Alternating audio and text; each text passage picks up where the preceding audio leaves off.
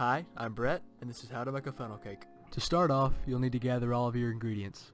This is a fairly simple recipe, so you won't have to worry about it getting too complicated. Firstly, you'll need 2 eggs, 1 cup of 2% milk, 1 cup of water, 1/2 teaspoon of vanilla extract or flavor, 3 cups of flour, some sugar, 3 teaspoons of baking powder, 1/4 teaspoon of salt, oil for frying, and powdered sugar. In order to use these ingredients, you will need your utensils. There are 3 sections to making a funnel cake, and I'll be going over the utensils for each of these sections. For preparation and mixing, you'll need your measuring cups and spoons, your whisk, and your bowl. For the frying portion, you'll need your pitcher, your pan or a skillet, some tongs, and a thermometer. And for serving, you'll need paper towels, a plate, and a sifter. But I won't be using a sifter for this one because, well, yeah. Quick disclaimer here, I know how to crack an egg. It's just really hard to crack an egg while staring at a camera. This begins the mixing portion. This is where you'll need most of your ingredients, and maybe an apron, if you don't want to get your clothes a little dirty. Firstly, you'll need to grab your eggs. Crack it on the rim of the bowl, or wherever you want to, and do your best to put it into the bowl. Excuse me, because I had a little mental breakdown right there. And make sure you don't have any shells in the bowl either, unless you want your funnel cake to be extra crunchy.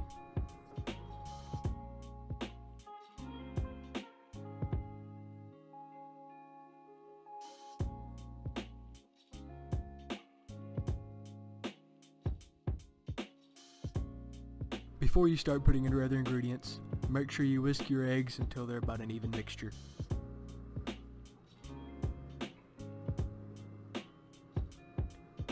If your eggs look like this, you should be good to be able to put in your other ingredients.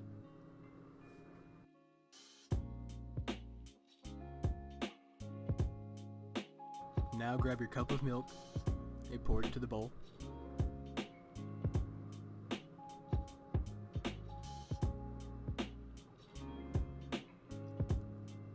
Along with your cup of water.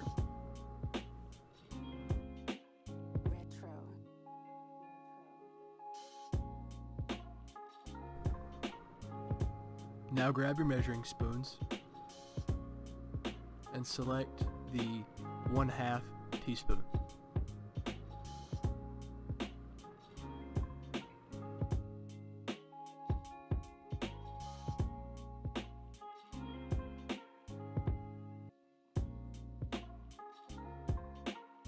Now get your vanilla extract or flavor and pour it into the 1/2 teaspoon. It doesn't have to be exact, just close enough.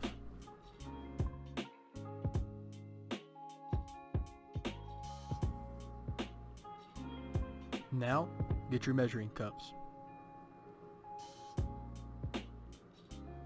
You only need to use your 1 cup, so if you have 1 cup by itself, that would be perfectly fine to use.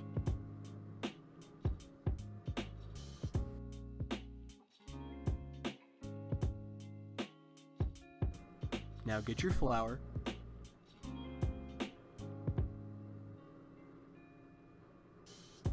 and use the cup 3 times to get the correct amount of flour in your bowl. The amount of flour that you use has to be close to what the recipe calls for, so scrape off excess and put it back into the container.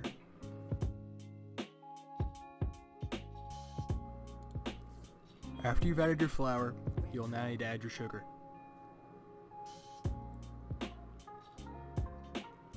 The original recipe calls for 1/2 of a cup to 1/3 of a cup of sugar, but I put in more because I think it tastes better. But that's just personal opinion and preference, so add as much as you'd like. I put about 3/4 of a cup in there. After you've added your sugar, you'll need to grab your measuring spoons again. Get your 1 teaspoon measurer and use it to measure out 3 teaspoons of baking powder. Your measurements on your baking powder will have to be exact, or as close to exact as possible. Scrape off as much excess as possible.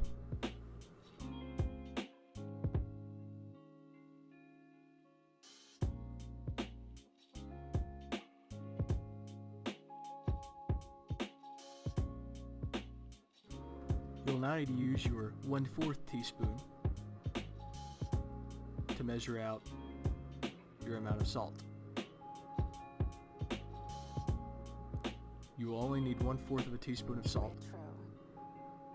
You don't have to be exact with it, just be as close as you can. You should now have all of your ingredients into the bowl, and you should start to mix them together. After a few minutes, your mix should be ready to be put into the pitcher.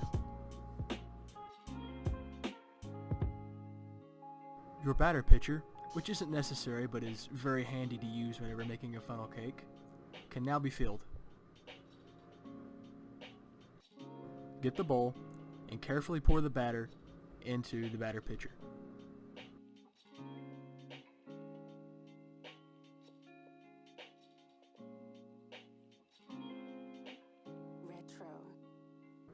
After you finish pouring, wipe off any excess off the rim of the bowl or any that's got onto your pitcher.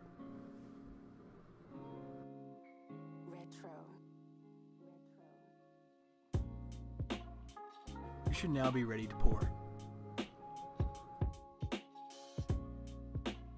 You also won't need any of your measuring cups or whisk anymore. Now get your pan and set it on your stove. It needs to be around 350 to 375 degrees, so I put mine on about 6, but this can range from different stoves. Now get your oil, which I'm using vegetable oil, and have previously measured, and pour it into your skillet or pan, and fill it about 1/4 or 1/5 of the way up the sides.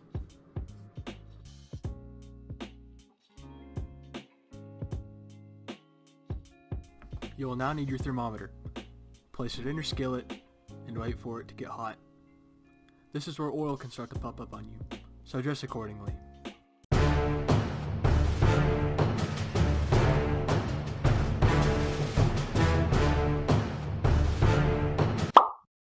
An oven mitt will do. While you're waiting for your oil to heat up, you might as well go ahead and get your serving plate ready.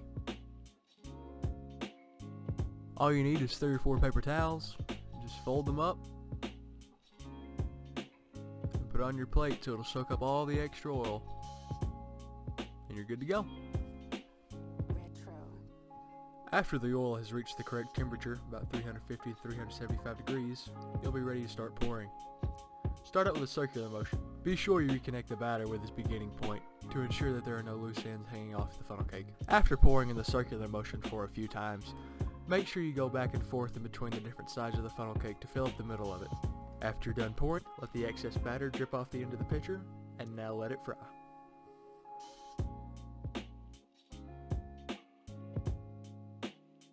After a few seconds of frying, you'll start to notice that your batter is browning on the bottom, so you'll need to grab your tongs and carefully flip it over, ensuring that no oil is sloshing or spilling out of your skillet. I would recommend to have a paper towel nearby to put your utensils on after they get oily. Now all you have to do is stand back and watch.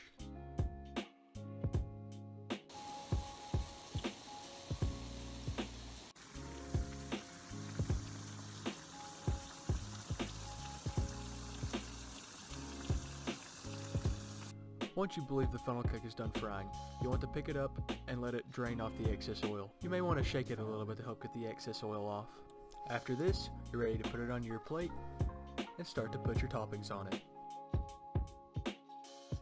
Normally, I would use the sifter to put the powdered sugar on, but as I won't be using it for this video, I'll just use my hands.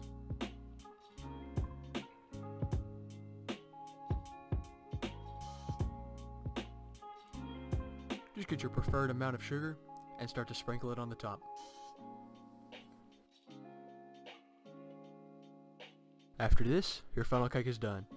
Put on your preferred toppings and enjoy. Thanks for watching.